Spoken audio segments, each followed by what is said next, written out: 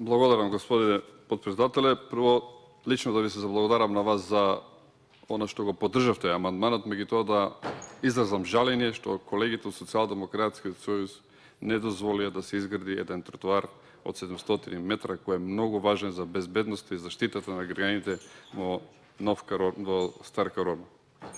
Страшно, жално во денешно време да зборуваме за апетисани кои се секојдневно трошат, почитуван колега, не знам колку во кила веќе во шое, а сега таму за еден пат, мислам, не е фер.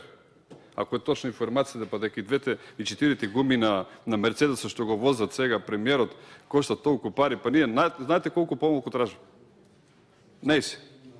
Следниот амандман се работи, почитуван колега, се предлага да се обезбедат средства. Јас ово ви го кажам затоа што сега идат малку повеќе пари, поголем проекти.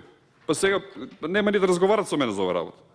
Со амандманот се предлага да се обезбедат средства во висина од 19 милиона 620 хиляди денари за реконструкција на мост на КП број 3120 и улица за пристап до мостот во село Караници од 600 метра.